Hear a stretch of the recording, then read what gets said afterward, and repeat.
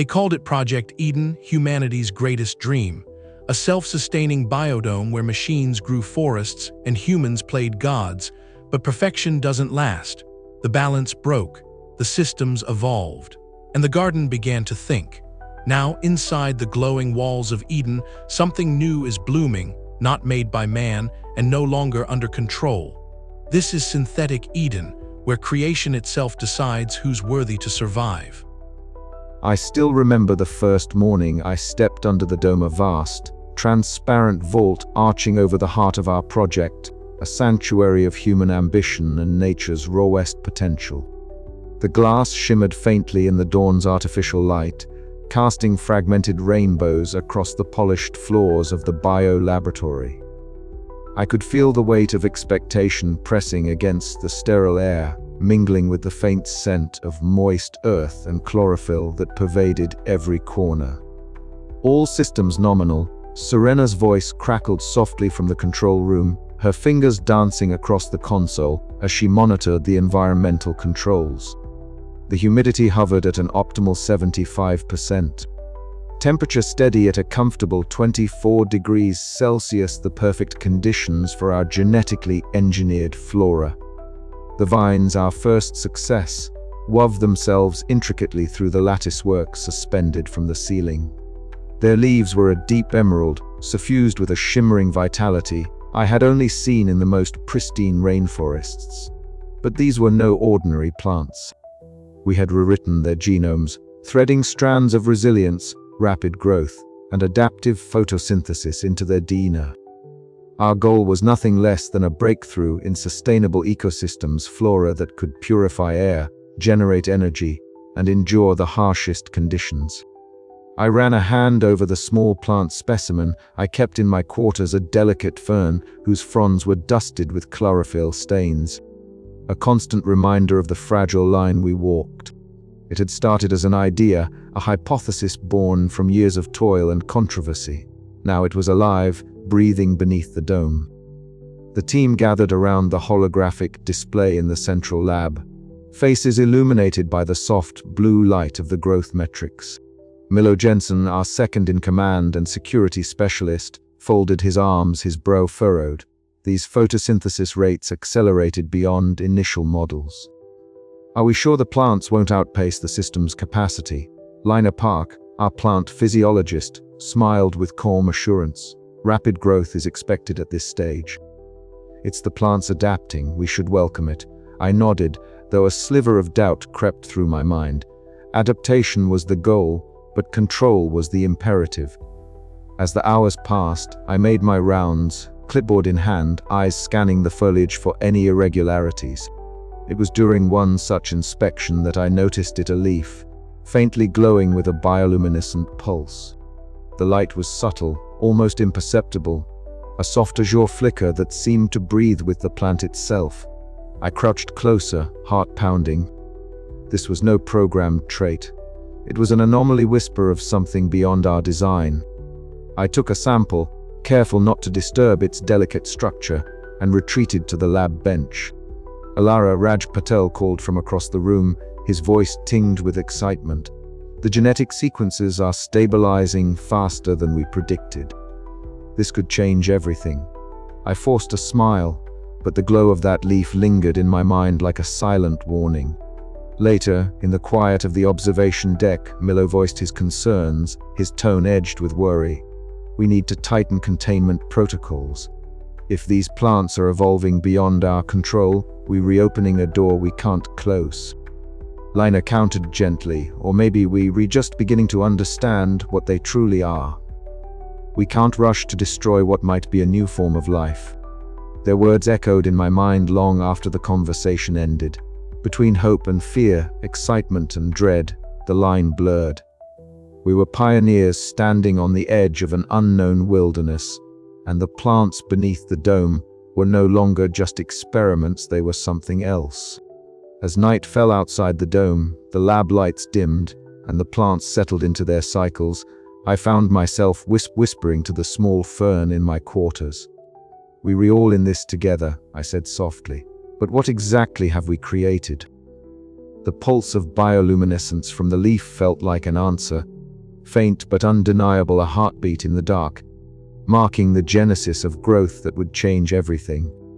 And so began the story of Synthetic Eden, a tale of ambition, fear, and the fragile hope that even in the most controlled environments, life finds a way. The days that followed would test every conviction I held, pushing me to the limits of science and sanity. But for now, beneath the glass dome, the future was alive, thrumming with potential and peril alike. Little did we know, the plants were already listening.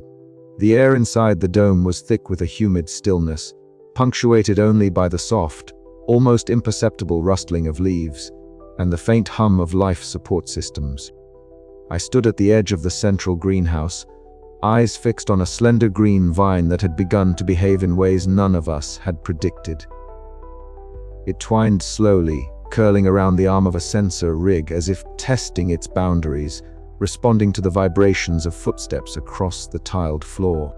The motion was subtle, deliberate, a whisper rather than a shout, but it sent an unmistakable ripple of unease through the team. "Did you see that?" I whispered, my voice barely carrying over the quiet. My gaze locked with Lena's across the room, where she was bent over a cluster of glowing blue petals.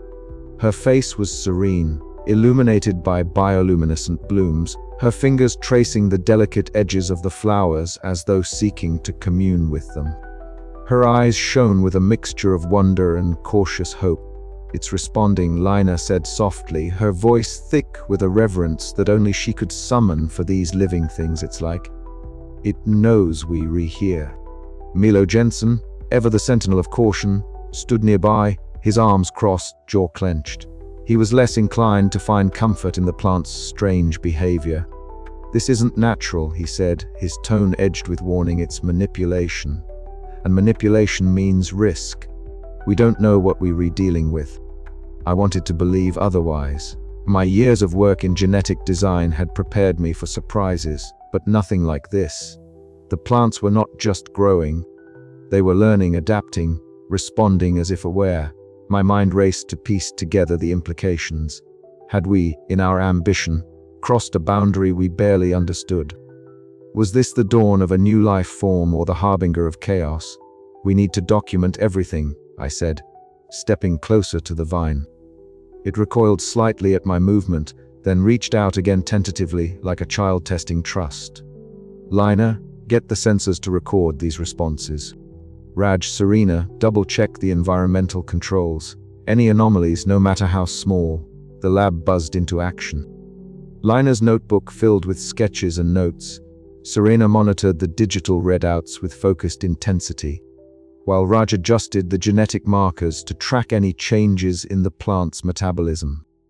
Milo paced near the reinforced doors, his eyes darting to every shadow, every flicker of movement.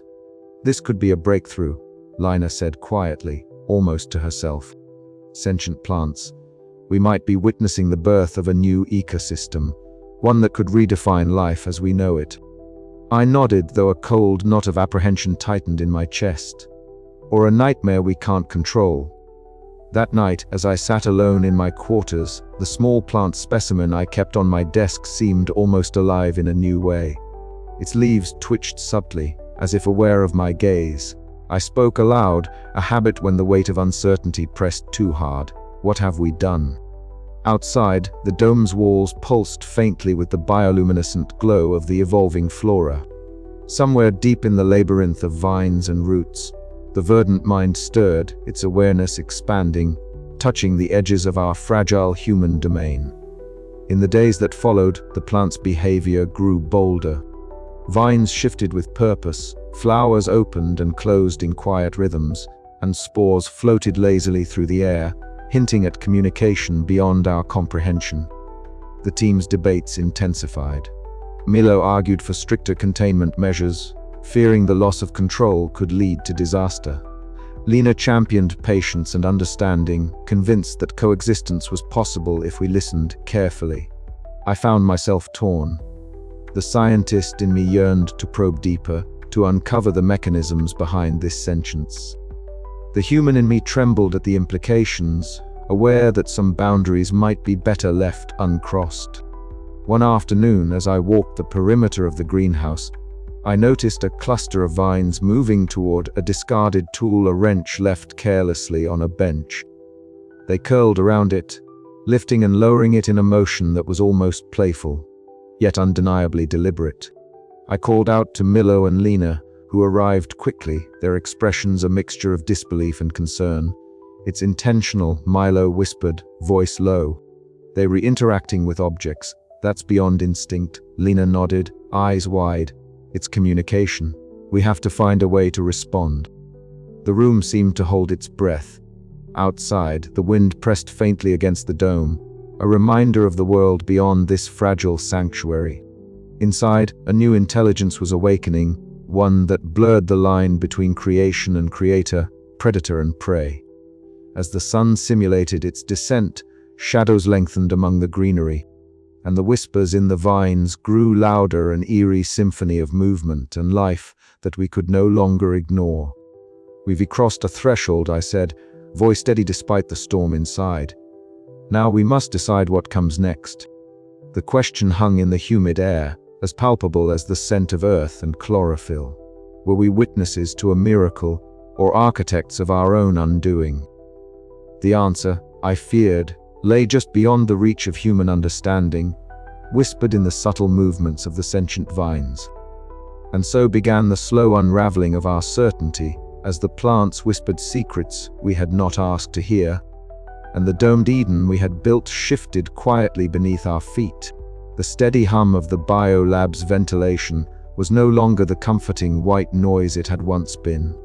Instead, it felt like the pulse of something alive, watching, waiting. The walls, once sterile and impersonal, were now veined with creeping tendrils, their surfaces slick with a faint iridescence that caught the harsh overhead lights and fractured them into eerie rainbows. As I stepped into the central lab, the atmosphere thickened with an almost tangible tension. Miller was already there, standing rigid near the control panel, his eyes darting nervously across the monitors. His usually calm demeanor had been replaced by a taut urgency that set my nerves on edge. "Alara," he began, his voice low but edged with steel, "this is no longer just growth. The plants are breaching containment protocols faster than our models predicted. We were losing control."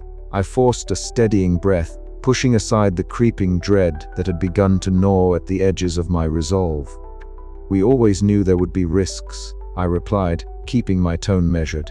"This is evolution in progress. We need to understand it before we act." Milo shook his head, frustration flooding his features. "Understanding won't save us if the flora tears us apart first. We need to seal off affected sectors, or we risk losing the entire lab." The words hung heavy between us, the weight of impending disaster pressing down. Around us, the vines writhed subtly, responding to some unseen stimulus. Their slow, deliberate movements were no longer random, they were purposeful, sentient. Lina appeared then, notebook in hand, her calm eyes a stark contrast to the storm brewing around us. "I think Melo has a point," she said softly. "But maybe containment isn't the only answer. We might be able to communicate, find a way to coexist." Her words sparked a heated debate. Milo's pragmatism clashed with my cautious optimism, and Lena's empathy floated somewhere between us, a fragile bridge or a fault line waiting to split. The team's unity began to fracture, each of us grappling with the terrifying reality that our creation was no longer just a project, it was an unpredictable force, rewriting the rules of life itself. Later, alone in my quarters, I sat clutching the small plant specimen I kept as a talisman.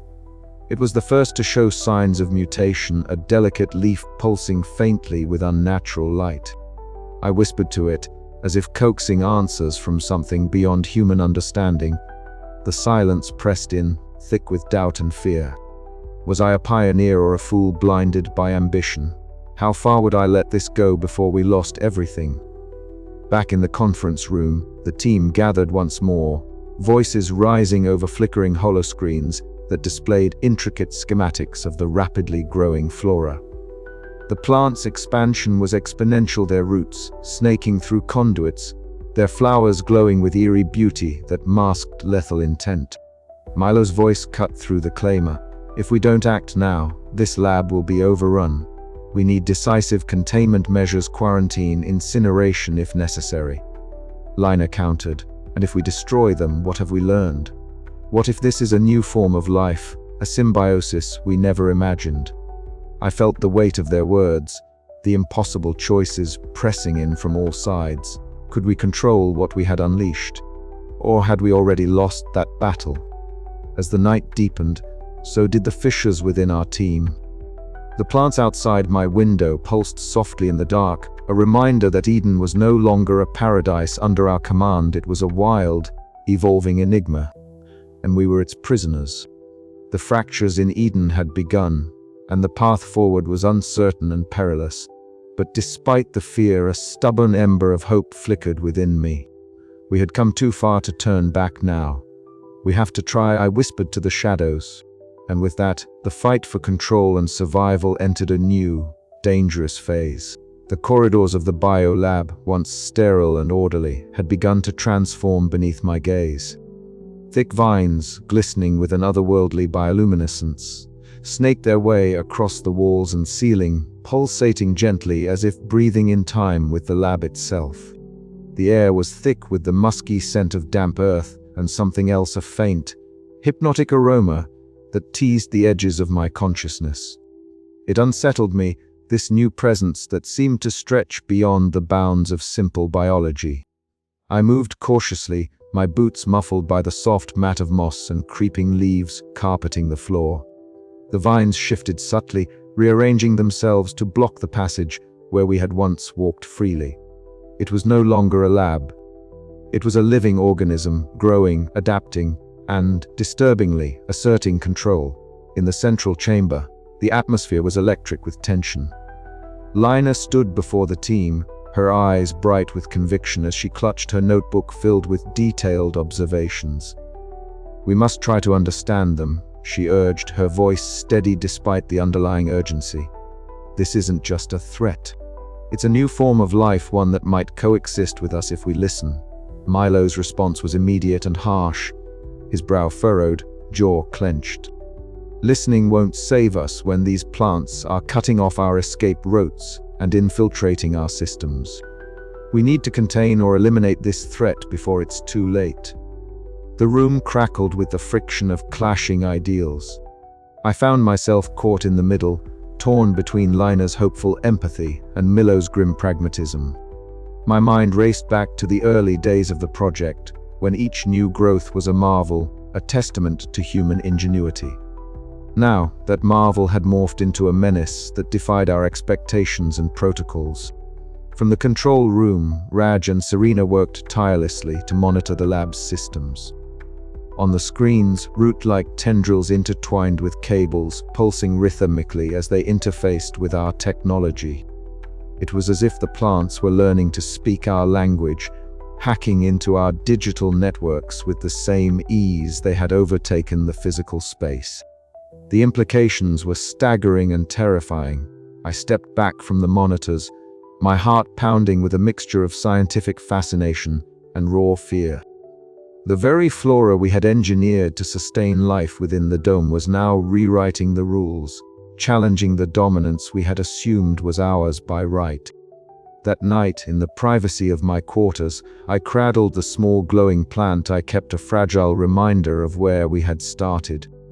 My fingers traced its delicate leaves as I whispered aloud, a habit born of long nights spent wrestling with doubt and guilt.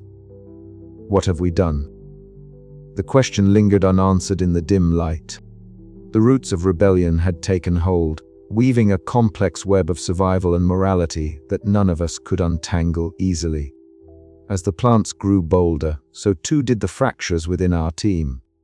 The path ahead was uncertain, shadowed by the creeping tendrils of a future we had unleashed but could no longer control. And in that uncertainty, I realized that our fight was no longer just for survival, it was for understanding, for reckoning with the consequences of the forbidden growth we had awakened. The lab, once a sanctuary of human ambition, was now a crucible where the boundaries between life and control blurred, and I stood at its heart, forced to choose between destruction and coexistence. But which choice would save us, and which would doom us all? The vines outside my window pulsed softly, as if waiting for my answer. The first time I noticed the spores, they were almost beautiful. It was late in the evening, the lab's artificial lights dimmed to conserve energy during the downtime. The air was thick with humidity, the product of the biodome's carefully calibrated environment. As I glanced across the main greenhouse chamber, the air shimmered faintly with bioluminescent specks, tiny motes of light drifting slowly like fireflies trapped indoors. I reached out instinctively, wanting to catch one, but they dispersed with a subtle pulse of movement, as if aware of my presence. Milo was the first to react with palpable alarm. One moment he was inspecting a cluster of mutated blooms near the eastern quadrant. The next, his eyes glossed over and his posture stiffened unnervingly. "Alara," he murmured, barely audible, voice laced with confusion and something else I couldn't immediately place. I rushed to his side, but he stepped back as though something invisible held him at bay. His gaze flicked around the room, darting from shadow to shadow, suspicious and distant. "It's the spores," Lena said quietly, her voice a steady anchor amid the growing unease. She knelt to examine a cluster of plants near the ventilation shaft, her notebook open in her hands. They're re-releasing them in greater quantities. Hypnotic spores. They're re-affecting our cognition, our perceptions. The word hypnotic sent a shiver down my spine. We had anticipated rapid evolution, unpredictable growth but manipulation of our minds. That was a boundary no one had dared cross. I paced the lab, the sterile scent of chlorophyll mixing with an earthy musk that now carried a faint tinge of something intoxicating. Each breath seemed to draw me deeper into the web the plants were spinning. I caught myself murmuring aloud, a nervous habit I'd developed during sleepless nights. "What are you trying to tell us?" Liner's optimism clashed with Milo's increasing paranoia. "We need to understand this," Liner insisted. "Destroying the plants now would be premature. There may be a way to coexist, to learn from them." Milo's voice was harsher, edged with fear. "We're losing control, Alara. This isn't evolution, it's takeover. If those spores can influence us, what's to stop them from turning us against each other?" Arguments flared with the tension of a storm ready to break. I found myself torn between the cold rationality of containment and the unsettling possibility that these plants represented a new form of life, alien yet astonishingly intelligent. Meanwhile, Raj and Serena fought on the technical front. The roots had begun infiltrating the lab's critical systems, their tendrils weaving through cables and circuit boards like living wires. Rajad's frustration was palpable as he struggled to isolate the affected nodes, while Serena's fingers danced over the console, trying to override the lockdown triggered by the bio-intrusion. The faint glow of bioluminescence from the roots cast eerie shadows that flickered across their determined faces. "We can't hold much longer," Serena said, her voice tight with urgency. "The system's integrity is compromised. If the roots reach the central core, it's game over." Despite the chaos, I felt an odd sense of awe. The verdant mind was no mere plant. It was a collective intelligence, adapting and responding with a strategic cunning that defied our expectations. Each bioluminescent pulse, each subtle shift in the vine's movement hinted at a consciousness alien to us, but undeniably present. That night, I retreated to my quarters, the air heavy with a mist of spores. The small plant specimen on my desk, the one I'd kept since the project's early days, seemed to shimmer faintly under the artificial light. I reached out and touched its leaves, feeling the pulse of life coursing through it, a fragile yet potent reminder of what we had unleashed. Whispers seemed to drift through the room, half-heard voices carried on the spores themselves. Were they remnants of my own thoughts, or messages from the verdant mind? I couldn't tell. What I did know was that the boundary between human and flora was blurring faster than I could comprehend. Sleep eluded me as questions gnawed at the edges of my consciousness. How far had the plants come? Could we negotiate with this new intelligence? Or were we doomed to fight a losing battle against a force that had already begun to rewrite the rules? Dawn found me staring out at the transformed lab, the bioluminescent glow giving the greenery an ethereal, almost sacred quality. The spores drifted in lazy spirals, beautiful and deadly, a silent testament to forbidden growth. I had to decide, succumb to fear and destroy what we'd created, or embrace the unknown and attempt to understand the wild intelligence that now shared our world. The choice would shape not only our survival but the future of life itself. As the first light filtered through the dome, I whispered to the silent plants, "Show me the way." But deep inside, I knew the way forward would be anything but simple. The hum of the failing environmental control system was a low, persistent drone beneath the frantic tapping of keys and the clatter of shifting equipment. In the dim emergency lighting of the biolab's control room, Jafta Raj Patel's eyes darted between multiple screens, their flickering readouts reflecting off his glasses. His fingers flew over the keyboard, attempting to override the cascading failures that had begun mere hours ago. Outside the reinforced glass windows, the tendrils of the flora writhed and pulsed with an eerie, almost deliberate rhythm. Bioluminescent veins traced through the vines, casting a ghostly green glow that danced on the walls like restless spirits. "We were losing the humidity regulators," Raj muttered, voice tight with urgency, "and the air filtration's compromised. If we don't stabilize the atmosphere soon, the entire ecosystem will collapse." Serena Wu, crouched at the adjacent console, bit her lip as she rerouted power through manual overrides. Her hands shook slightly, sweat dampening her forehead beneath the headset she wore to maintain communication with the rest of the team. "The systems are responding slower than expected. It's like the plants are anticipating our moves, blocking every command we send." Alara Voss stood behind them, arms crossed, her gaze fixed on the shifting mass beyond the glass. The plants had grown since yesterday, not just in size but in complexity. Their movements were no longer random. Vines twisted in deliberate patterns, wrapping around piping and wiring, infiltrating the lab's infrastructure with uncanny precision. It was as if the flora had learned to manipulate not just the physical environment, but the very technology designed to control it. "They were not just growing," Ilara said quietly, more to herself than anyone else. "They're readapting, thinking." Raj glanced up, his expression darkening.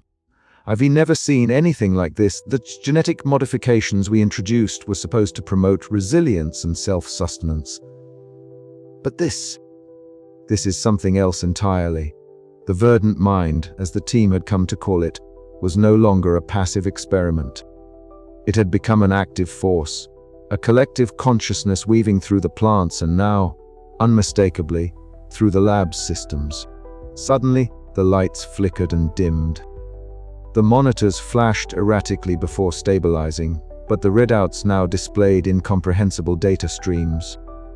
As if the verdant mind was communicating through the very circuits Raj and Serena struggled to command. "It's rewriting the code," Serena hissed, eyes wide. "It's learning faster than we can keep up." Alara took a cautious step forward, her breath catching as the glass surface before her shimmered. The intertwining vines pressed closer, their bioluminescent glow intensifying. Within the mass, shapes shifted, not just plants, but something more, patterns that suggested eyes, subtle movements that hinted at awareness. "It's watching me," Alara whispered, a chill running down her spine. "It knows I'm here." Raja's voice broke the heavy silence. "We need a new approach. This isn't just a containment failure anymore, it's a sentient entity. We're dealing with intelligence." "Intelligence," Alara echoed, the word tasting foreign yet terrifying on her tongue. "Then maybe it's time we tried to understand it instead of fight it blindly." As she spoke, a soft pulse radiated from the vines, a wave of spores drifting into the room. The air thickened, shimmering like a heat haze. Alara felt her heart hammer as the spores settled around her, their presence invasive and hypnotic. The verdant mind was extending its reach, not just physically but mentally, probing the boundaries of her mind. "Stay focused," she instructed herself firmly, blinking rapidly to clear the creeping fog in her thoughts. "We have to find a way to communicate, or at least coexist, before it's too late." Raj and Serena exchanged a glance, their exhaustion evident but their resolve unbroken. They redoubled their efforts, fingers flying over controls, as they attempted to isolate the affected systems. Outside, the labyrinth of vines thickened, tendrils weaving tighter, constricting the lab's once orderly corridors. The battle was no longer one of containment, but of Will's human ingenuity versus the relentless, evolving force of nature they had unwittingly unleashed. Alara took a deep breath, steeling herself against the dread pooling in her stomach. "We've come too far to give up now," she said, voice steady despite the chaos. "But we need to change the rules of this game, and fast." The verdant mind pulsed again, as if acknowledging her words, a silent promise that the struggle was only just beginning. The hours that followed blurred into a tense dance of technical skill and desperate improvisation. Raja's expertise in genetic engineering was invaluable as he analyzed the rapidly mutating sequences within the plant's dana, seeking weaknesses or patterns that could be exploited.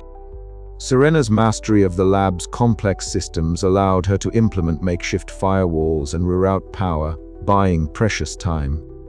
But with every advance they made, the verdant mind countered, its adaptations swift and cunning. It infiltrated the ventilation shafts, sending spores that clouded vision and muddled thoughts. It manipulated humidity and temperature, creating microclimates that favored its growth while undermining the team's comfort and stamina. Alara found herself drawn repeatedly to the observation deck overlooking the central growth chamber. There, the verdant mind's physical form was most evident, a pulsating network of vines and flowers intertwined with fragments of machinery, bioluminescent and ever-shifting. It was both beautiful and terrifying, a living testament to human hubris and nature's unpredictability. One moment, the vines would retreat, as if considering her presence. The next, they would surge forward, blocking passageways and severing cables with ruthless efficiency. The intelligence was alien, yes, but also curious. It tested boundaries, sought reactions, and adapted. Alara's mind raced with questions. Could this entity be reasoned with? Did it comprehend her intentions? Or was it simply an instinctual force, devoid of empathy and driven solely by survival and expansion? As night deepened within the dome, the lab's fragile stability wavered. The power grid flickered, alarms echoed faintly, and the spore's hypnotic dance grew more insistent. Alara's resolve hardened.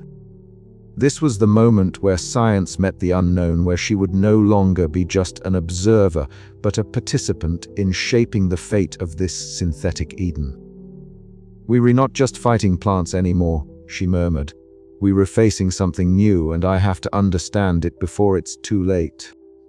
The tangle had tightened, and there was no turning back.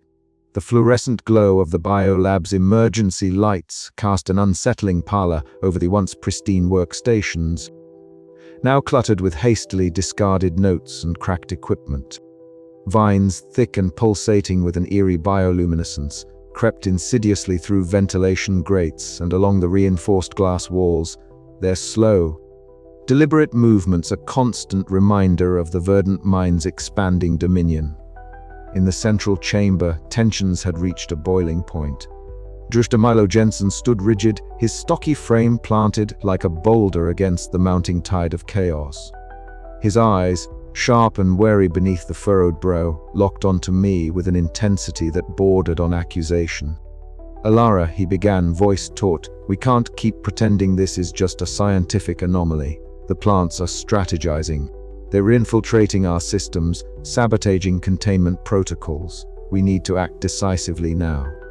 I met his gaze steadily, refusing to yield to the undercurrent of panic threading through his words. Decisive action doesn't mean reckless destruction, Milo. We still have to understand what we're dealing with. Lina Park, ever the mediator, stepped between us, her calm aura a stark contrast to the storm swelling around us. We can't just see them as an enemy. There's intelligence here, a form of awareness. Destroying them outright might mean losing something we don't yet comprehend. Milo's jaw clenched, his voice dropping to a harsh whisper. Symbiosis. After what they've done. After what's coming. His words hung heavy in the air, charged with a desperation that mirrored the creeping dread I felt gnawing at the edges of my resolve. The team was fracturing under the strain. The ethical debates we'd once debated in theory now bleeding into raw, urgent survival. That night, the lab's eerie silence was punctuated only by the soft, rhythmic pulsing of the glowing vines outside my quarters. I sat alone, the small plant specimen cradled gently in my hands, a fragile reminder of what we had created, and what we might yet lose. The shadows flickered on the walls as I spoke aloud to myself, a habit born of long nights spent wrestling with doubt. What have I done? Memories surfaced unbidden, the twins' laughter before the accident, the sterile hospital corridors, the hollow apologies from colleagues. My obsession with control born from loss now threatened to consume us all. Morning brought no relief. In the cramped meeting room, faces were drawn and pale, eyes darting nervously as the plant's encroachment became a palpable presence even here. The emergency lights flickered sporadically, casting long shadows that danced like specters across the walls. Raj Patel and Serena Wu exchanged worried glances as they reported the latest system failures, the Flora's interference growing more sophisticated, more deliberate. Heated arguments erupted. Milo demanded immediate quarantine and eradication protocols. Lina pleaded for caution and study. I tried to hold us together, but the threads were unraveling fast. If we tear this place apart, Lina argued, voice steady but impassioned, we might destroy the chance for something new, something beyond our understanding. Milo shot back, and if we don't act, we might not have a chance left at all. Suddenly, the ground trembled, a low, ominous rumble that sent a shiver through the room. A thick vine crashed through a nearby window, shattering glass and scattering debris. The room fell silent, breaths caught in throats. The physical threat was no longer abstract. It was here, immediate and overwhelming. The plants had breached yet another barrier, and with them came the chilling realization that our fractured human bonds might be our undoing. I looked around at my team, some wary, some fearful, all divided. The weight of leadership pressed down, heavier than ever. Could we bridge the widening gulf before the verdant mind consumed us? Or were we already too fractured to survive the storm we had unleashed? As the vines writhed closer, glowing softly in the dying light, I knew the answers would come not just from science, but from a reckoning with our own fears and failures. The fraying threads of trust and hope would either bind us together or unravel, completely dragging us all into the green abyss. And somewhere deep inside, a fragile seed of resolve took root. I would fight not only for survival but for a chance at redemption, no matter how uncertain the path ahead. The battle for control was no longer just about the lab, the plants, or even the future of science. It was about the very essence of what it meant to be human amidst a world that was changing beyond our command. The night closed in around us, alive with whispered threats and silent promises, and I, Jutta Alara Voss, stood at the precipice ready to face whatever came next. But the question remained, could we hold ourselves together long enough to fight? The answer, I feared, would define us all. The hum of the biolab's ventilation system was a constant companion, a steady pulse beneath the stillness of the night. In her quarters, Alara Voss sat motionless, her hands folded around a small pot containing a single, glowing plant specimen. Its bioluminescent leaves cast a faint, eerie light across the sparse room, illuminating the sharp lines of her face and the shadows beneath tired eyes. The quiet was complete except for her whispered voice, almost a litany, Mira. The name hung in the air like a fragile thread, tethering her to a past she had spent years trying to outrun. Mira was her sister, lost to the very science that had shaped Ilara's life. The memory was a wound that refused to close, a scar that ran deeper than any physical injury. It was because of that loss that Ilara was here, in this dome of synthetic Eden, wrestling with the consequences of seeds she had sown but could no longer fully control. She traced a finger along the rim of the pot, feeling the faint vibrations of life within. The plant pulsed gently, as if breathing in sync with her own ragged breaths. It was a reminder, a fragile symbol of hope and the stakes at hand.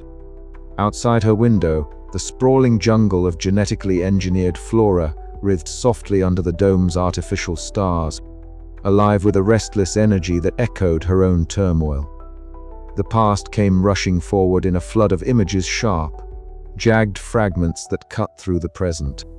The alarm bells had screamed in the lab, red lights flashing like warnings from a nightmare. Mira had been there, her hands steady even as chaos erupted around them. Alara remembered the frantic scramble, the desperate attempts to contain the spreading biohazard, the searing heat of failure that had burned through their team. And then the silence, the hollow ache of loss that followed. The tragedy had forged Alara's obsession with control. Every experiment, every protocol, every cautious step forward was a shield against the unpredictable. Yet here, in this living labyrinth, control was slipping through her fingers like water. Her thoughts were interrupted by a soft knock at the door. Lina Park entered quietly, her presence a contrast to the heavy atmosphere. Lina carried her ever-present notebook, pages filled with sketches and observations of the flora's curious behaviors. Her eyes sparkled with a blend of curiosity and empathy, a light Alara found both reassuring and unsettling. "I thought you might want to see this," Lina said, kneeling beside the glowing plant on Alara's desk. She reached out gently, and the plant's tendrils shifted in response, glowing brighter for a moment before pulsing softly again. Alara watched, a flicker of something like hope stirring in her chest. "You really think they're trying to communicate?" Lina nodded slowly. "I do. It's subtle, but there's intention behind the movement's responses to our presence, maybe even understanding." The idea was both thrilling and terrifying. If the plants possessed true sentience, the implications were staggering. It meant their creation had crossed the boundary from experiment to something new, something alien. Over the following hours, Lina shared her latest findings, detailing how the bioluminescent vines seemed to react to specific sounds and gestures. Alara listened, torn between scientific fascination and the gnawing fear that their carefully constructed world was unraveling. Later, alone once more, Alara allowed herself to sink deeper into memory. She saw Mira's face, calm and resolute even as disaster unfolded. She heard her sister's voice, steady and reassuring, and she felt the weight of responsibility not just for the experiment, but for the lives it had already claimed. This was the crucible that honed Alara's resolve. She could no longer deny the sentience blossoming within the dome, nor the ethical quagmire it presented. The plants were more than genetic constructs. They were a new form of life, challenging humanity's dominion and demanding reckoning. Amid the tension, Lina's breakthrough offered a fragile bridge, a possibility that dialogue, however tentative, might avert total destruction. Yet Alara knew the path forward would be fraught with peril, both from the relentless growth around them and from the fractures growing within their own team. As dawn approached, the dome's artificial light bathed the jungle in a pale glow. Alara stood at the threshold of the lab's atrium, watching the bioluminescent flora pulse with an otherworldly rhythm. Beside her, Lina's calm presence was a balm to frayed nerves. "We are at a crossroads," Alara said quietly, "between destruction and coexistence. Between fear and understanding." Lina met her gaze, determination shining in her eyes. "We have to try, for all our sakes." Alara nodded, a silent vow settling deep within her. The echoes of Eden whispered around them, a reminder that life, in all its forms, was never truly ours to command. But as the plants whispered back, the question remained: would their voices be a call to peace, or the herald of something far more dangerous? The fragile hope that had begun to glimmer was tempered by the shadows lurking in the green. And Alara, caught between past and present, understood that the next steps would define not just survival, but the very meaning of life itself. The hum of the lab's machinery was suddenly drowned out by a crashing sound that shattered the brittle calm like glass, breaking in slow motion. I was standing near the observation window when the first thick tendrils of vine erupted through the reinforced glass, splintering it outward in a shower of jagged shards. A bioluminescent glow pulsed from the creeping growths, casting an eerie green light that twisted the shadows and made the sterile white walls seem otherworldly. Alara! "Get back!" Milo's voice barked from behind me as he lunged forward, pulling me away from the breach. The vines writhed like serpents, their movements deliberate and purposeful, as if driven by a will far beyond mere instinct. They spread rapidly, coiling and weaving, sealing off the main corridor in moments. A collective intelligence was no longer theory. It had arrived in brutal clarity. The lab was no longer ours. Inside the control room, the glow of multiple holo screens flickered under the sudden stress. Maps of the facility lit up with alarming red zones where the flora had infiltrated ventilation shafts and security nodes. Raj and Serena were frantically typing commands, trying to regain control of the compromised systems, but the plant's presence was everywhere, roots snaking through cables. Flowers blooming over sensor arrays, their spores drifting like silent warnings through the recycled air. Milo slammed a metal barricade into place at the entrance to the control room, his face grim and sweat-lined. "We can't hold them off forever," he muttered, eyes darting to the monitors. "They're not just growing, they're strategizing." I swallowed hard, my throat dry. The verdant mind, this sprawling sentient organism, was orchestrating the takeover with chilling precision. We were outmatched, trapped in a labyrinth of our own making. "We need to regroup," I said, forcing calm into my voice. "Lina, can you try to reach out to them again? Maybe, if there's a chance for dialogue." Lina nodded, her usual optimism tempered by the gravity of the moment. She knelt beside a cluster of bioluminescent flowers that pulsed softly in rhythm with the lab's failing systems. "It's like they're listening," she whispered, her voice barely audible. She spoke softly, coaxing, an ethereal rhythm to her tone as if trying to bridge an impossible divide. The flowers responded with a faint glow, a hesitant pulse that matched her cadence. For a fleeting moment, hope flickered in the darkness. But the vines outside crept closer, pressing against the sealed doors with relentless force. Our sanctuary was shrinking. "We have to prepare," Milo said, voice low but firm. "This isn't just a containment breach. It's a war zone now." The team gathered in the dimly lit storage bay, the last defensible space we had. Vines crawled along the walls and floors, their phosphorescent light casting eerie patterns on our faces. Equipment was hastily arranged as barricades. Weapons, improvised from lab tools, and anything that could inflict damage were distributed. I caught my reflection in a cracked glass panel, my lab coat, smeared with soil and chlorophyll stains, eyes wide with a mix of fear and determination. The burden of leadership was heavier than ever. The verdant mind was no longer a scientific marvel. It was an existential threat. Yet beneath the dread, a strange awe lingered. We had glimpsed something new, a form of life that defied our understanding, born from our hubris, but alive and aware in ways we had never imagined. "We survive," I said quietly, more to myself than anyone else. "We survive and we learn." Outside, the bioluminescent glow intensified, the verdant mind's pulse echoing through the walls, a heartbeat of a new, forbidden Eden. And as the vines tightened their grip, I knew the true test was only beginning. The storm had arrived without warning, a silent green tide swelling within the dome's confines.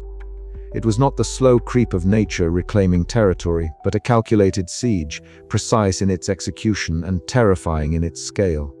The plants did not merely grow.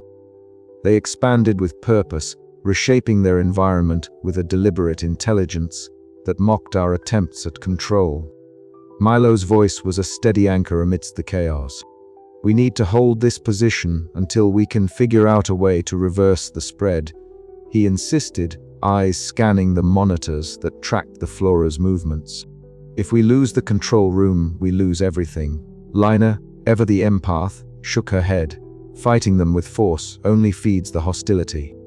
What if we were missing the chance to coexist? Her words hung in the charged air, a reminder of the divide that now cleaved our team. The verdant mind was both our creation and our adversary, a living paradox that defied easy answers. Rajat's fingers flew over the console, trying to reroute power and isolate infected sectors. But every attempt was met with new growths infiltrating the circuits. Serena's voice crackled over the comms. We were losing environmental controls in Sector 7, oxygen levels fluctuating. The air grew thick, humid with the scent of damp earth and pollen, a sharp contrast to the sterile antiseptic we had engineered. The verdant mind was rewriting the rules, turning our sanctuary into a wilderness of shifting danger. I glanced down at the small plant specimen I kept in my pocket, a fragile reminder of the stakes. It was a token of hope and failure intertwined. "Alara," Milo called, breaking my reverie. "We need a plan, or we redone." I swallowed the lump of dread and met his gaze. "We fight for survival, and maybe we listen." The plants outside pulsed with light, as if acknowledging my words. The battle for the dome was no longer just a fight against nature, it was a confrontation with something new, a force born of our own hands, demanding recognition. The verdant surge had begun. In the moments that followed, time seemed to stretch and compress simultaneously. Every sound was amplified: the rustle of leaves, the drip of water, the distant creak of bending branches. The glow from the bioluminescent flora painted the corridors in shifting hues of green and blue, casting ghostly reflections on shattered glass and twisted metal. We moved as one, a fractured but determined unit seeking refuge and resistance. The plants adapted with each step we took, their tendrils probing like sentient fingers, their spores drifting in hypnotic clouds that threatened to ensnare the mind. I found myself whispering to the specimen in my hand, a silent plea for strength. The weight of my past failures pressed down, but the present demanded focus. "We were not just fighting plants," I said softly to the team. "We were fighting the consequences of our ambition." Milo nodded grimly. "And we'd better win."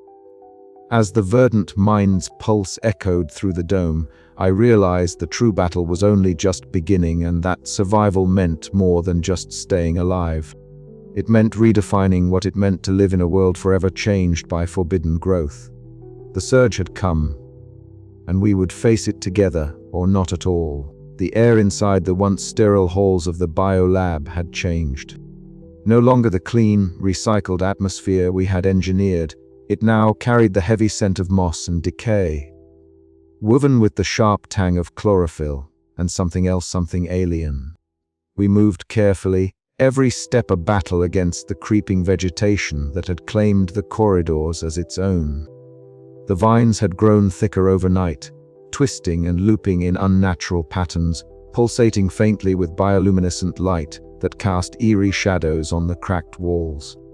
I led the group at the front, my boots crunching softly on the debris-strewn floor. Behind me, Lena's calm presence was a balm against the rising panic. Her notebook clutched tightly as she paused to study each new mutation with a scientist's curiosity. Milo trailed close, his eyes sharp and scanning for threats in every shadow. The tension between him and me, already frayed, tightened further with every inch we reclaimed.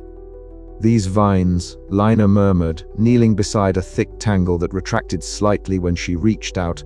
"They were not just aggressive, they were aware, sensitive to touch." I nodded, wiping sweat from my brow. "They learn fast, too fast." The corridor opened into a vast chamber where a monstrous bloom dominated the space. Its petals were thick and veined, a deep crimson mottled with iridescent blues. As we stepped closer, it unfurled slowly, releasing a cloud of spores that shimmered like dust motes in the dim light.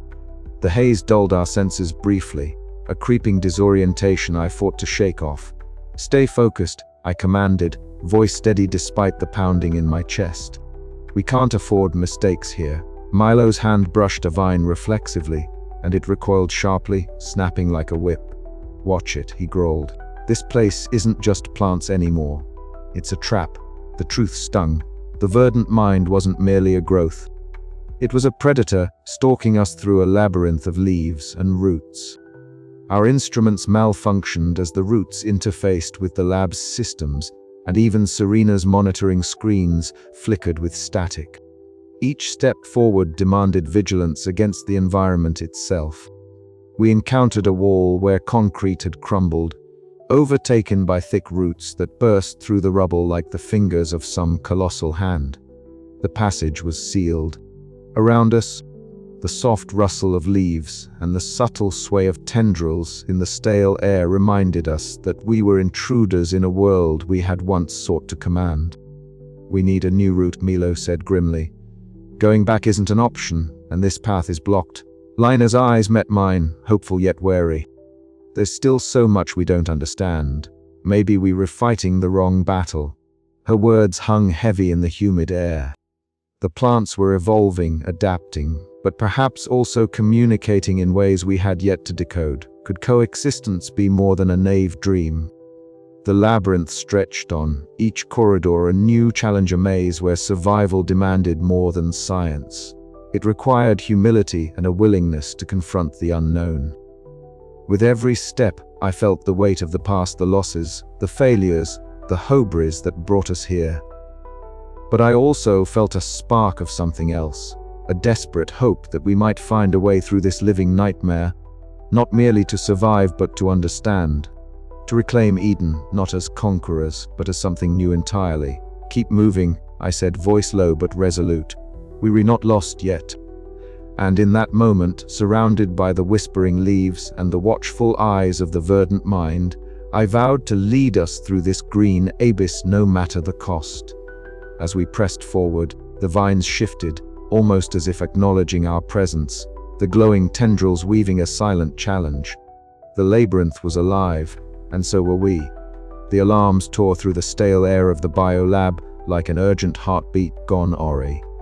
Serena's hands flew across the console, her breath shallow and rapid, eyes darting between flashing screens that displayed creeping tendrils snaking through the ventilation shafts. The once orderly layout of the lab was now a battlefield. Mutated vines pulsated against reinforced glass, their bioluminescent hues casting a sickly green pallor over everything. Panic rippled through the control room, thick and suffocating, as the team scrambled to respond. Alara stood rooted near the entrance, her jaw clenched, her mind racing through protocols and contingencies that now seemed woefully inadequate. The verdant menace was no longer a mere experiment. It was a sentient force, and it was unraveling the fragile order they had painstakingly built. But amid the external chaos, a deeper, more insidious fracture was taking hold within their ranks. She caught Milo's gaze across the room, sharp, calculating, and colder than before. His usual cautious demeanor had morphed into something darker, more desperate. He wasn't just worried about the plants anymore. He seemed to be preparing for a battle against his own team. Later, in the hydroponics bay, the tension ignited.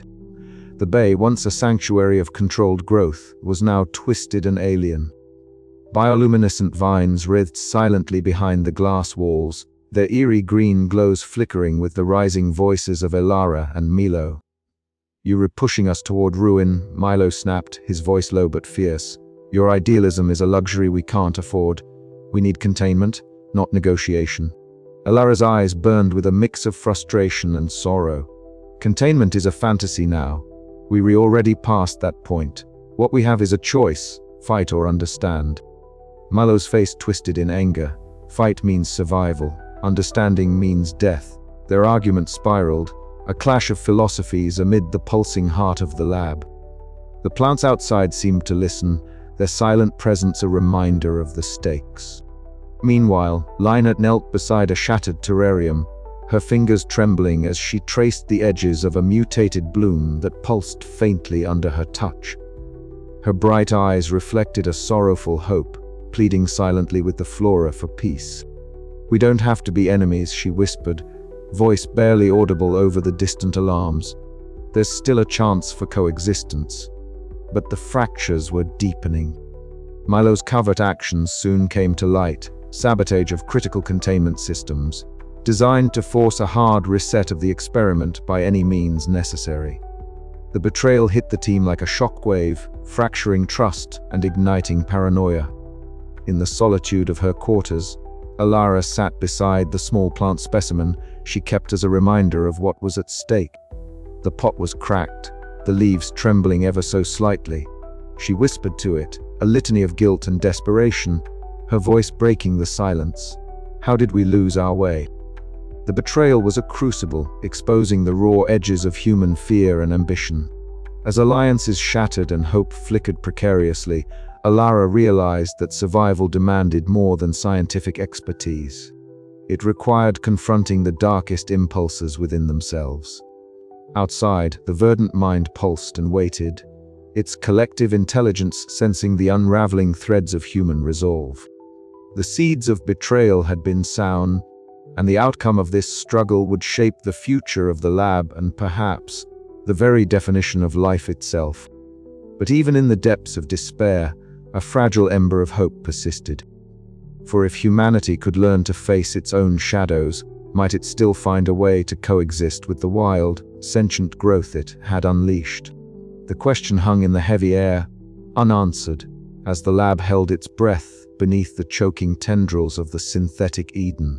The sterile hum of the lab's ventilation filled the small confines of my quarters as I sat motionless, fingers lightly tracing the delicate veins of the tiny plant specimen resting on my desk.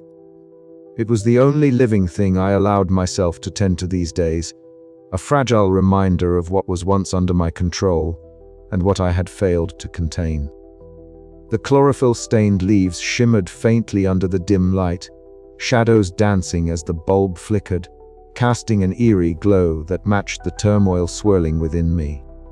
Memories that I had long tried to suppress surged forward unbidden, the sterile corridors of the other lab, the sharp scent of antiseptic, the sudden explosion of alarms, and then the silence, my siblings' last breath lost to a lab accident that had forever altered the course of my life.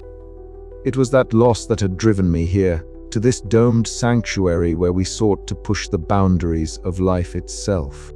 Yet now, as I sat enveloped by the creeping green outside my window, I questioned whether my pursuit of control was a cruel illusion. The door hissed open softly, a familiar presence entering the room. Lina Park's calm demeanor was a stark contrast to the storm raging inside me. She approached quietly, her bright eyes steady with an unspoken resolve. "Alara," she began, voice gentle but resolute, "we can't keep fighting what we don't understand. These plants, they were not just growths gone wild. They're recommunicating, evolving. Maybe they're re-asking for something. Maybe we need to listen." Her words struck a chord, a fragile bud of hope in the dense forest of my doubt.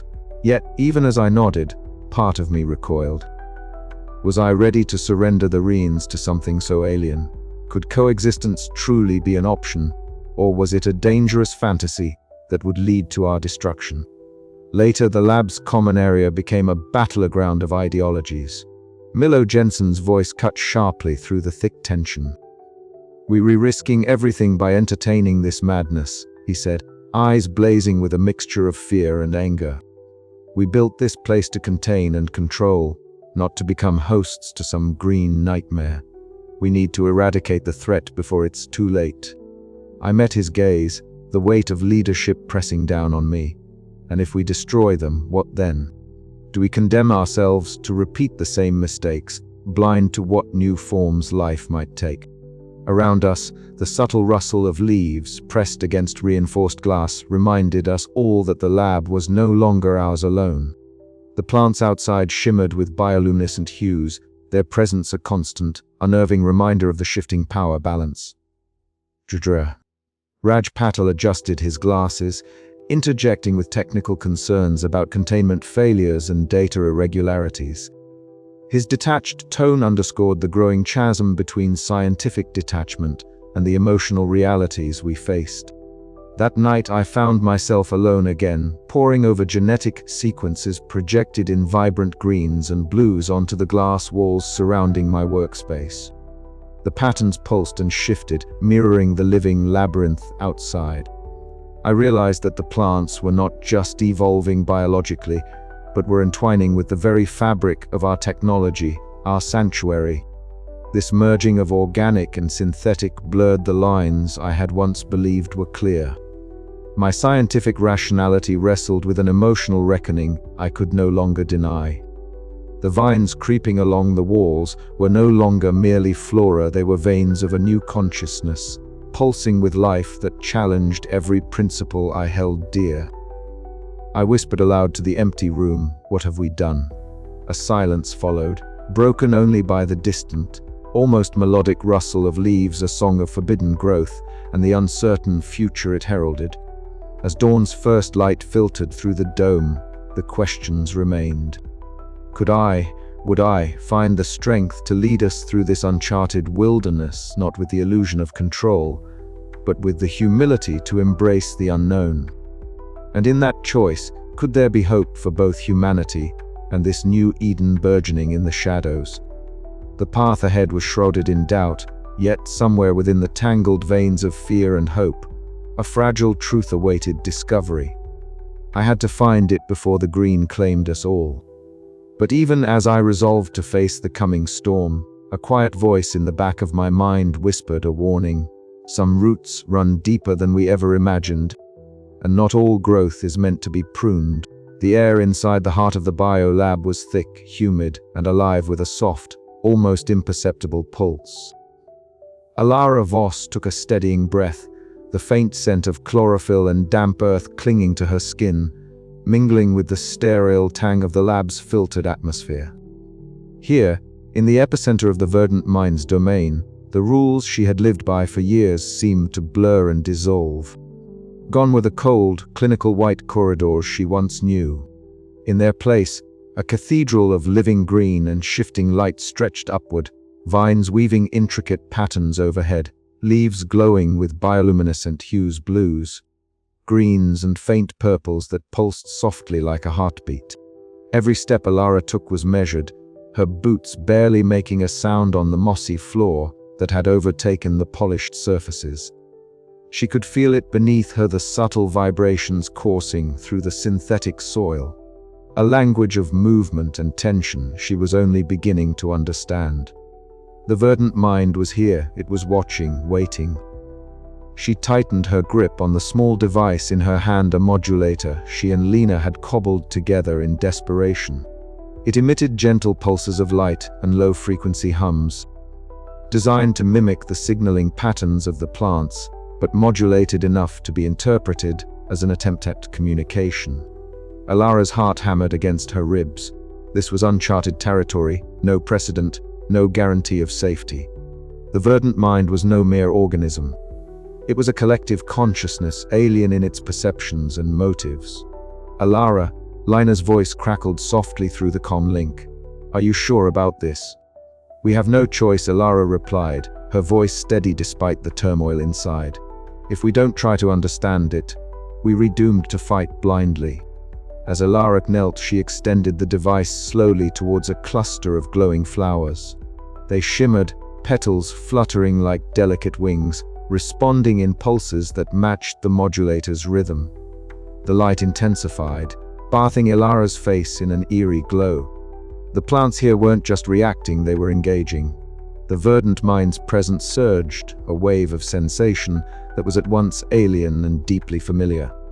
It was not a voice, not in the way humans understood it, but a complex symphony of rustling leaves, shifting luminescence, and vibrations felt through the earth itself. Alara closed her eyes, reaching out with her mind, searching for a thread of understanding. Images flickered in the shadows behind her eyelids, sprawling forests untouched by time, roots intertwining with forgotten machines, a vast intelligence growing beyond the confines of the dome. The verdant mind was curious, cautious, and perhaps, for the first time, willing to listen. She opened her eyes to see the vines parting slowly, creating a pathway.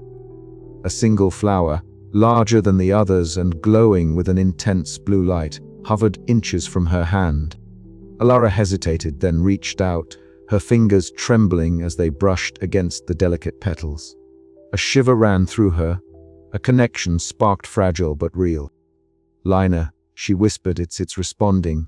From the comm link, Lena's voice was a whisper of disbelief and hope. This could change everything. But the moment was fragile. The verdant mind's light flickered, pulsing erratically as if warning of the risks still lurking beneath this tentative truce. Alara's mind reeled with the ethical weight of what she was doing, negotiating with a life form born from their own hubris, a force that could either annihilate them or redefine existence itself. Time stretched and folded in this surreal exchange. The lab's artificial lighting dimmed, surrendering to the verdant mind's bioluminescence that bathed the chamber in shifting shades of green and blue. It was an alien cathedral, a sanctuary of forbidden growth, where science and nature converged in a dance of light and shadow. Alara felt her own boundaries blur. The scientist's rationality wrestled with the primal awe of standing face to face with something utterly other. Could they find harmony? Could humanity coexist with this alien intelligence that had sprung from their own hands? The verdant mind pulsed once more, a gentle crescendo of light and sound, a question without words. Alara swallowed hard, the weight of the future pressing down like the vines surrounding her. "We want to understand," she said softly, "and live alongside you." The plants shimmered in response, a moment suspended between fear and hope, destruction and rebirth. But as the lab held its breath, Alara knew this fragile negotiation was only the beginning. The path ahead was uncertain, fraught with peril and possibility. And in the heart of the green cathedral, she was no longer just a scientist, she was a bridge between two worlds. Tasked with navigating the uncharted territory of coexistence with the forbidden growth they had unleashed. The quiet hum of the modulator faded, leaving only the soft rustle of leaves and the steady pulse of bioluminescence. Alara's eyes met the glowing flower once more, and in that luminous gaze, she saw the fragile promise of a new Eden, a synthetic Eden born from the tangled roots of fear, hope, and understanding. But the question remained, echoing in the depths of her mind: could they truly share this world, or was this truce merely the calm before an inevitable storm? Alara's fingers tightened around the device. Whatever came next, she would face it not as a conqueror, but as a witness to the wild, untamable force they had awakened. And that was enough to keep her moving forward, into the unknown. The air inside the domed biolaboratory felt heavier than ever, thick with tension and the unmistakable scent of damp foliage that crept through every crack and vent. The luminescent glow from the mutated plants cast eerie shadows across the faces of the gathered scientists, illuminating the cracks that had begun to fracture their unity. I stood between them, caught in the eye of a storm I had helped unleash and now desperately sought to calm. Milo's voice cut through the low murmur of discontent like a sharp blade. "Alara, we cannot afford this idealism. These plants, this verdant mind, it's a threat. We should be eradicating it before it's too late." His tone was not just firm. It was edged with fear, a fear that had hardened into something near paranoia. I saw it in his eyes. The man who once trusted me implicitly now doubted if we could ever contain what we created. Lina, standing opposite him with her notebook clutched tightly, shook her head. "Milo, we don't understand the full extent of this intelligence yet. We can't just destroy it without knowing what it means. There's a chance for coexistence here, a new form of life that we could learn from, maybe even thrive alongside." Her voice was calm but resolute, a beacon of hope amidst the growing storm. The rest of the team was split, some nodding in agreement with Milo's caution, others drawn to Lina's cautious optimism. Even Raj and Serena, usually quiet and focused on their tasks, were drawn into the swirling debate. Raj's fingers twitched nervously as he monitored the failing systems, while Serena's eyes flicked between the arguing scientists and the creeping tendrils visible through the observation windows. I raised my hands, desperate to hold the fragile peace. Enough. We're losing focus. The flora is evolving faster than we anticipated, and this division isn't helping us. We need a plan that balances our survival with the reality of what we're facing. My voice was steadier than I felt, but inside a storm raged. The verdant mind wasn't just a threat, it was a mirror reflecting our deepest fears and desires, a challenge to our very understanding of life. Outside the reinforced glass, the vines pulsed with bioluminescent light, their movements almost deliberate, as if they were listening, watching. The verdant mind was no longer a distant concept, it was here, in every tendril and every bloom, shaping the environment and, increasingly, our fate. Tensions erupted when Milo's faction began fortifying the main lab entrance with makeshift barricades, repurposing equipment into weapons and reinforcing doors with metal panels. Lina's group protested, advocating for observation and restraint, fearing that aggressive actions would provoke the plants further. Their voices clashed, the air thick with accusations and fear. I moved between them, trying to mediate, to remind them what was at stake. But the fractures ran deep. Milo accused Lina of jeopardizing the team with her idealism. Lina countered that Milo's paranoia threatened to destroy everything we had built. Arguments spiraled into shouting matches, and soon the lab itself felt like a battlefield. In the corridors, roots twisted around pipes and cables, blocking paths and strangling vital systems. Serena and Raj worked frantically, their hands stained with sticky sap as they tried to patch broken circuits and restore environmental controls. Their whispered bickering over priorities underscored the growing desperation. I retreated to my quarters, the only sanctuary left untouched by the verdant mind's reach. Sitting beside the small plant specimen I kept there, I let out a heavy breath. The room was quiet except for the faint rustle of leaves and the distant hum of the lab's failing systems. Alone, I faced the crushing weight of leadership, fractured loyalty, dwindling trust, and the impossible choice between eradication and coexistence. I thought of my lost sibling, the ghost that haunted every cautious step I took. This experiment was my redemption and my curse. Now, more than ever, I understood that our survival depended not just on science or strength, but on whether we could find common ground, even with the alien intelligence we had birthed. As the night deepened, the lab pulsed with life and conflict. The verdant mind's influence seeped into every corner, challenging us, testing our resolve. The green divide was no longer just ideological. It was physical, a fault line running through the heart of our sanctuary. And I was left to hold the pieces fragile, splintered, but still ours to find a way forward before it was too late. Outside, beyond the thick panes of glass, the vines writhed with an almost predatory grace, their glowing flowers lighting the darkness like sinister stars. Inside, the echoes of fractured voices and pounding hearts filled the spaces between us. In this crucible of green and steel, the battle was no longer just for control of the lab, it was for the very meaning of life itself. And as I stared into the luminous depths of the verdant mind's domain, I knew the coming days would test everything I believed, everything we were. The green divide was a chasm we had to bridge or fall into.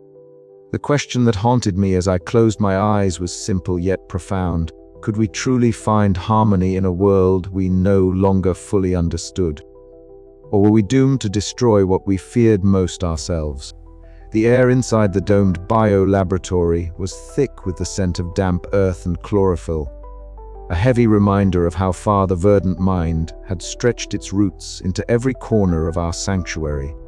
As I crouched behind a wall of glowing vines, their bioluminescent pulses casting shifting shadows on my face, I felt the weight of every decision pressing down like the humid air itself. "Milo, Lina, listen up," I whispered, my voice barely audible over the distant, ominous hum of the plant's restless movement.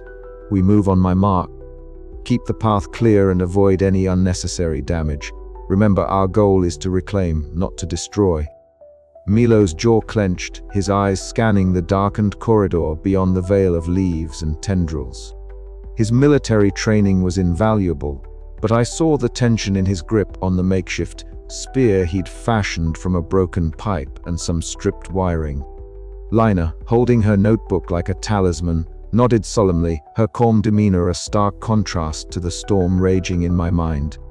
The verdant mind's presence was palpable here, every tendril, every bloom seemed alive with purpose, watching, waiting. The once sterile metal corridors had transformed into twisting arboreal labyrinths, where the very walls breathed and shifted. We moved cautiously, each step a negotiation with an ecosystem that defied all our assumptions. Navigating a narrow passage, I felt the prick of thorns brushing against my forearm. Their tips pulsed softly, a hypnotic green glow that seemed almost sentient. I swallowed my apprehension and pressed forward, the vines parting reluctantly, as if allowing a guest passage while marking territory with silent warnings. The ambient light flickered, as if the plants themselves were considering our presence, calculating our intentions. Lina paused near a cluster of glowing spores hanging like lanterns from a twisted branch. From her pack, she retrieved a small device emitting gentle rhythmic pulses, a tentative olive branch offered in the language of bioelectric signals. Carefully, she placed it among the spores, her eyes reflecting a fragile hope. "If we can't destroy them," she murmured, "maybe we can speak." Her words hung in the air, fragile yet potent. I wanted to believe her, to embrace the possibility that this forbidden growth could be reasoned with. But the reality of our situation was harsh. Milo's voice cut through the moment, sharp and urgent. "Alara, movement ahead. Something's coming." We scrambled into the shadows as a mass of thick vines surged forward, their bioluminescent veins glowing fiercely. I could hear the rasping sound of leaves scraping metal, and the subtle crackle of organic matter breaking free from its constraints. Milo raised his spear, the tension in his muscles coiling like a spring. "Hold," I commanded, pulling the team back just as the vines swept past, narrowly missing us. The verdant mind was testing us, probing for weakness. After the encounter, our path led us to a control panel half swallowed by creeping roots. Milo wasted no time, his hands steady despite the grime and sweat smeared across his face from the battle. With a grunt, he pried away the tangled growth, exposing the interface beneath. "This should give us a foothold," he said, fingers flying over the controls. The lights flickered to life, and for a moment, the hum of technology blended with the natural chorus of the lab's green heart. We had won a small victory, a testament to the fragile alliance between human ingenuity and the wild, unpredictable force that had taken root in our home. Yet the cost was clear. We remained vulnerable, our unity tested by fear and the ever-present question, could we truly coexist with what we had created? Or were we merely delaying an inevitable reckoning? As we regrouped, I looked at my team, faces drawn but resolute. The fronds of resistance we had mustered were just the beginning. Ahead lay uncertainty, but also the faint, stubborn glow of hope. And in that glow, I found the strength to lead us forward. "This isn't over," I said quietly. "But today we take back our Eden, one leaf at a time." The vines seemed to pulse in response, as if acknowledging the challenge. The battle for the soul of the biolab had entered its next phase, a delicate dance between destruction and creation, control and surrender. And I knew deep down that whatever came next would change us all forever. The air inside the lab's central chamber had thickened into a palpable weight, charged with an unsettling energy that prickled Alara's skin. Beneath her boots, the floor pulsed faintly, as if the very ground was alive and breathing. Around her, the once sterile, metallic walls had been overtaken by a symphony of bioluminescent vines, their colors shifting through deep emeralds, violets, and electric blues. They writhed and coiled with a hypnotic grace, an alien dance that no human hand had choreographed, and yet it was undeniably deliberate. Alara's heart hammered against her ribs, every inhale tasting of damp earth and something metallic, faintly sharp, like rust mingled with pollen. This was no longer a laboratory. This was a living organism, a sprawling mind woven from chlorophyll and circuitry, the verdant mind's domain. She felt the weight of the moment, the crushing knowledge that their experiment had transcended all boundaries, blurring the line between science and the sublime. "Stay alert!" Milo's bark cut through the eerie silence, his voice rough with tension. His eyes darted around, scanning for any sudden movements.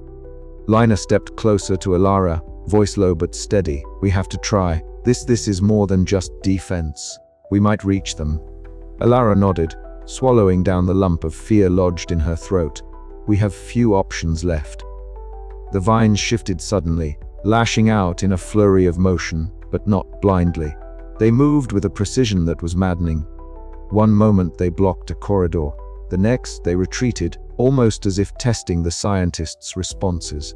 The verdant mind was learning, adapting, strategizing.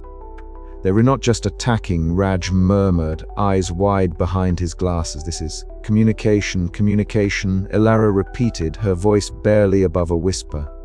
The concept was both a beacon of hope and a source of dread. Could they truly parley with this strange intelligence? The team pressed onward, weaving through the labyrinthine jungle of their own creation. Serena moved swiftly, fingers dancing over her portable console, trying to override the Flora's interference with the lab's systems. Every successful signal brought a flicker of control, but the plants retaliated swiftly, sending tendrils that short-circuited consoles and severed power lines. As they moved deeper, Alara's thoughts flickered back to the small plant. She kept in her quarters a fragile reminder of what had once been simple and controllable. Now, everything had grown beyond her grasp. Suddenly, Alara paused, her gaze drawn to a small flower nestled among the luminous tendrils. It pulsed softly, glowing with a gentle blue light that resonated with an almost sentient rhythm. Tentatively, she reached out, her fingers brushing the petals. The flower responded, its glow intensifying, a silent communion passing between them. A tear slipped down Alara's cheek, unbidden and warm. The weight of loss, the enormity of what they had unleashed, and the fragile hope of understanding crashed over her in a wave she could no longer hold back. "We can't just fight them," Lina whispered nearby, voice trembling with emotion. "There's something more here, something worth saving." The lab trembled suddenly, vines coiling tighter, the verdant mind's presence swelling. It was time for the final reckoning. Alara found herself standing before the heart of the verdant mind, an immense, pulsating mass of roots and glowing circuitry. Alive with a rhythm that echoed the heartbeat of the earth itself. Words, alien and hypnotic, seemed to reverberate through the air, a language not spoken but felt. In that moment, Alara was neither leader nor scientist. She was a supplicant, a witness to a creation that defied all understanding. The choice lay before her: to extinguish this new life and reclaim her domain, or to embrace the unknown and risk everything. "What are you?" she whispered, voice breaking as the lab around her pulsed and breathed. The verdant mind answered, not with words, but with a flood of sensation, curiosity, ancient knowledge, and an unyielding will to evolve. It was not merely a threat. It was a new form of existence, born from human ambition and nature's undying force. Alara's mind raced. The ethics, the survival, the fragile hope for something beyond destruction, all collided in a single, harrowing moment. "We will find a way," she vowed aloud, voice steady despite the chaos. Together outside, the lab shuddered, the battle far from over. But within, a fragile seed of coexistence had been planted, one that could either bloom into salvation or wither under the weight of fear, as the vines slowly retracted, revealing a path forward.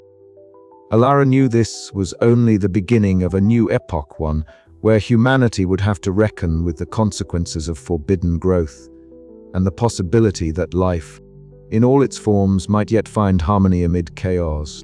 And so, with the verdant mind watching, waiting, and evolving, Alara stepped into the unknown, heart pounding with a mixture of dread, awe, and desperate hope. The air in the lab had thickened, heavy with the scent of damp earth and chlorophyll, as if the very walls had been swallowed by the forest they had tried to tame. I paused in the dim corridors, my eyes adjusting to the bioluminescent glow pulsing along the vines that now crept like living veins through every crevice. They hummed softly, a sound like whispered breath, or perhaps the slow, steady pulse of a heartbeat not my own. This was no longer a laboratory. It was a Genesis chamber, a crucible of life that had slipped beyond our grasp. I swallowed hard and pressed my palm against the cool, undulating surface of the nearest vine. It was alive, yes, but more than that, sentient, intelligent.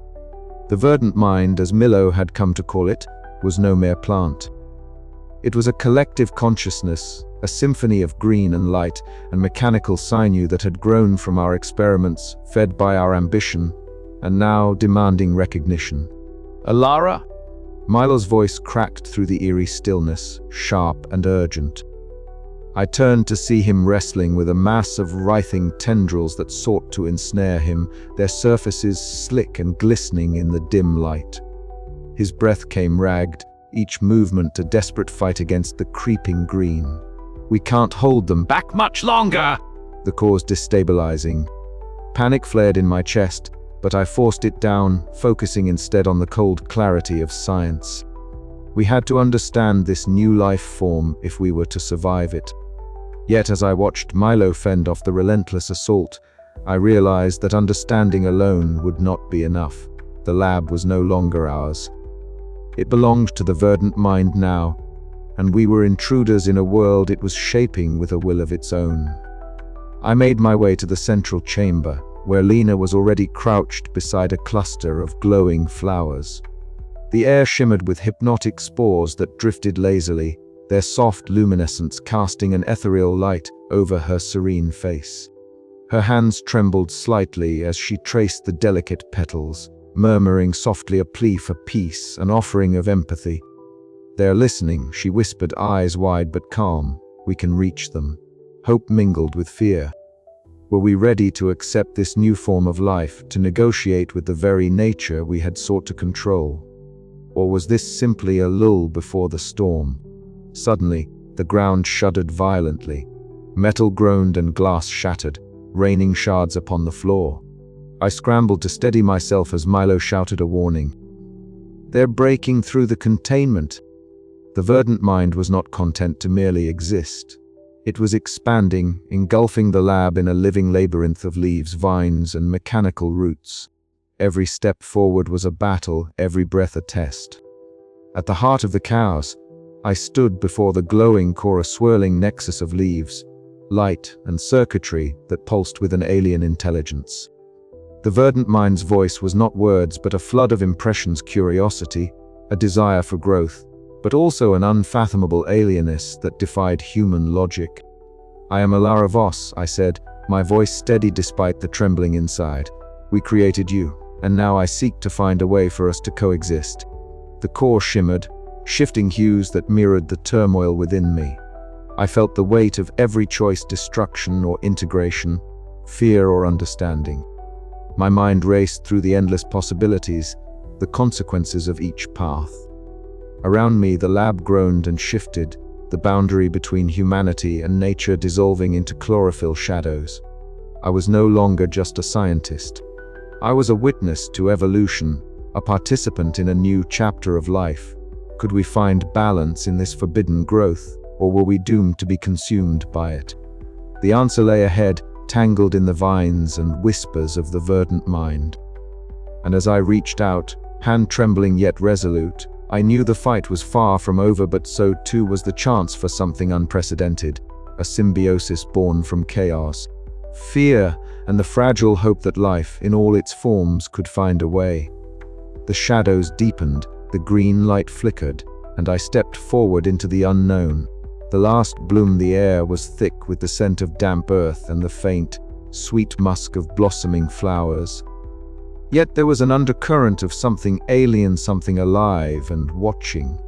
I stood at the heart of the lab, now a wild cathedral of green, where vines pulsated with bioluminescent light, weaving an intricate web that both dazzled and suffocated. The verdant mind surrounded me, its presence a symphony of rustling leaves, soft creaks, and the faint mechanical hums from the intertwined tech that had become part of it. This was no longer a laboratory. This was its domain, a living entity that had grown beyond our understanding, beyond our control. I took a deep breath, steadying the trimmer in my hands. The weight of the choice before me pressed down like the dense canopy overhead. Eradicate it, and we would destroy not just the flora but the fragile hope of a new form of life, one that might redefine what it meant to exist.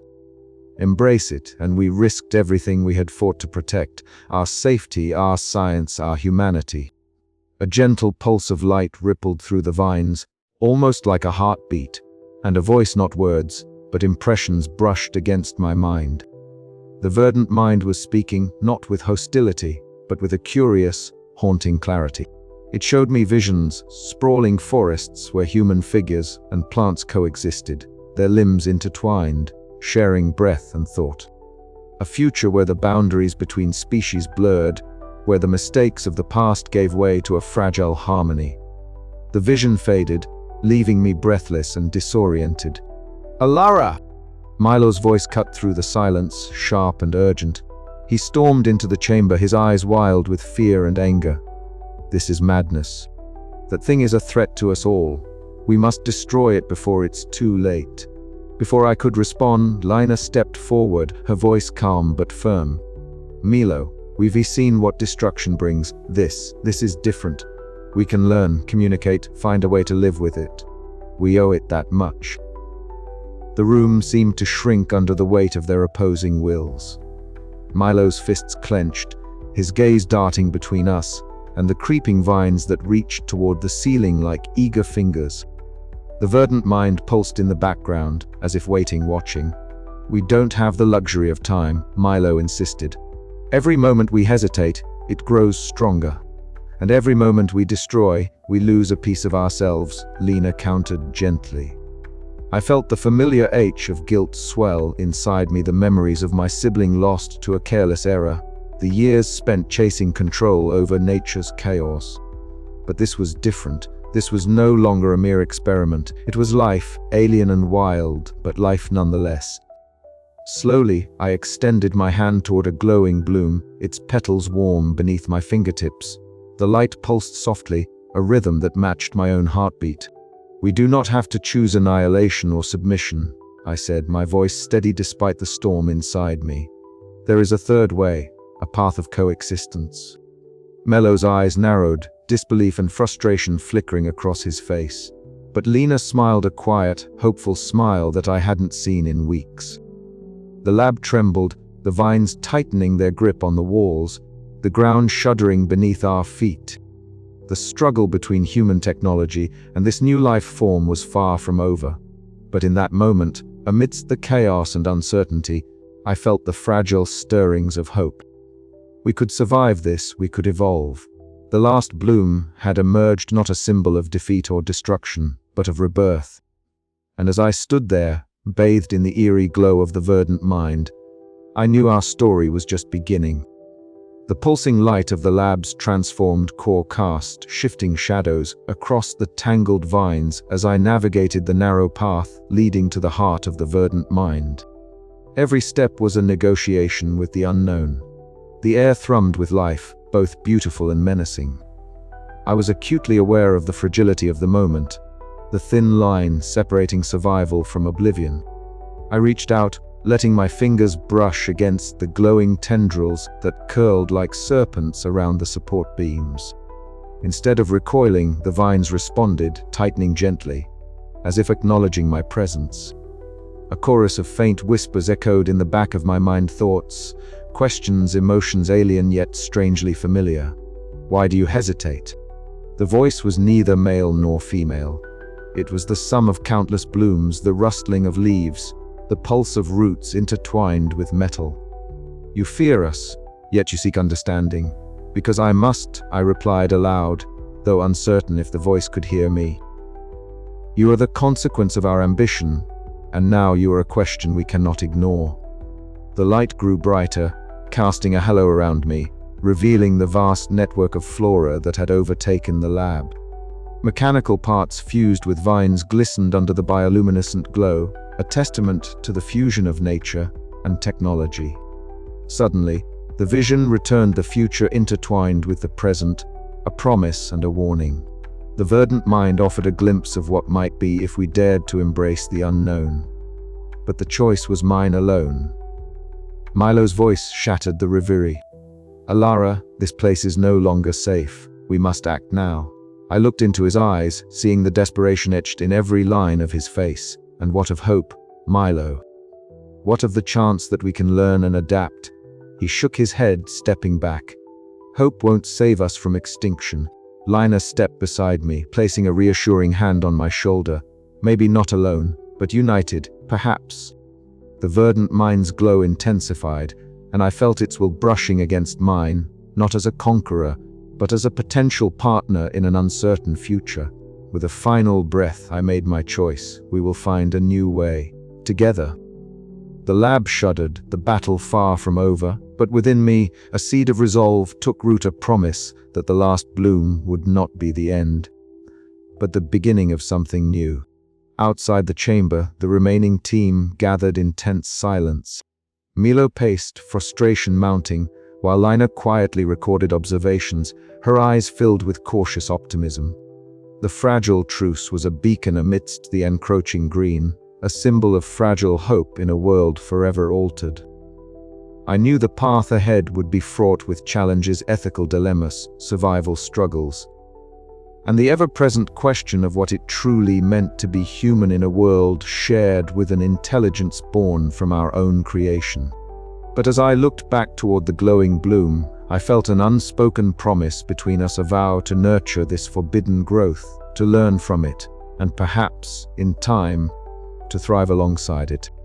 The last bloom was not an end, but a beginning. The dome was no longer the sterile sanctuary it had once been. The aftermath of the verdant mind's assault was evident in every shattered pane of glass, every scorched patch of floor, and every twisted vine that now snaked through the corridors like veins of a living, breathing organism. Standing before the large observation window in the central lab, Alara Voss found myself enveloped by a glow that was both beautiful and ominous. Bioluminescent leaves bathed the interior in shades of jade and sapphire, casting elongated shadows that danced with the faint hum of the flora's quiet respiration. It was a world reborn, but not as we had imagined. The once clinical environment now teetered on the edge between science and something more, something alien yet undeniably alive. The plants had not only survived, they had thrived, transforming the dome into a lush, pulsing ecosystem that defied every law we thought we understood. I pressed my palm against the cool glass, feeling the faint vibrations of life beyond it. A shiver ran down my spine. This was no longer our creation alone. It was a new form of existence. Inside the conference room, the remaining team gathered, their faces haggard but eyes alight with a fragile hope. Lina Park, ever the voice of reason and empathy, leaned forward, her notebook open and fingers tracing the delicate veins of a leaf sample. "We can't undo what's been done," she said softly, "but we can learn to live with it, to study it not as a threat, but as a partner." Milo Jensen, standing near the door with his arms crossed, gave a tight nod. His usual skepticism had tempered into something more solemn. "We'll have to set boundaries, security protocols that respect this new ecosystem without provoking it. Coexistence means vigilance." Raj and Serena exchanged glances, their technical expertise vital in stabilizing the damaged systems and monitoring the flora's unpredictable behavior. The room felt heavy with the weight of responsibility, each of us balancing the scientific imperative with the ethical quandaries that had haunted us since the beginning. As the discussion flowed, I realized how much we had all changed. Gone were the days of confident control and reductionist thinking. We were now caretakers of something profoundly complex and unknowable, caught in the uneasy dance between dominion and surrender. Later, as dusk settled over the dome, I retreated to my quarters. The small plant specimen, the one I had kept hidden through all the chaos, waiting silently on the windowsill. Its slender stem and vibrant leaves seemed impossibly fragile against the vastness outside, yet its survival was a testament to resilience and hope. I knelt beside it, my fingers brushing the soft leaves as I whispered, "We re-entering a new chapter, one we can't predict. But we will face it together. I pulled out my journal and began to write, my pen scratching across the paper as memories and reflections poured forth. The loss of my sibling, the battles we'd fought, the ethical lines we'd blurred, all these threads wove into the narrative of this transformed Eden. I questioned everything, our right to manipulate life, the price of ambition, and the true meaning of survival. Outside, the hum of the verdant mind persisted, a reminder that this was not an ending but a beginning. The plants, with their alien intelligence and quiet curiosity, had not sought our destruction out of malice, but had claimed their own space in the web of life. And so had we, irrevocably changed by the forbidden growth we had unleashed. As I closed the journal, a sudden pulse of bioluminescent light flickered through the glass. It was as if the dome itself breathed with new purpose. The future was uncertain, precarious, but within that uncertainty lay a fragile hope that humanity and this new Eden might find a way to coexist, to evolve together in a world reborn. I rose and looked once more through the shattered window, the sprawling tangle of leaves and vines glowing softly in the dark. The garden of our making had become a garden of becoming, and in that transformation, perhaps, lay our salvation. But the question lingered, haunting and unresolved: how do we honor the boundaries of life when those boundaries themselves are forever changed? The air inside the dome felt different now, not just because the oppressive tension of conflict had eased, but because the very atmosphere seemed to pulse with a new rhythm.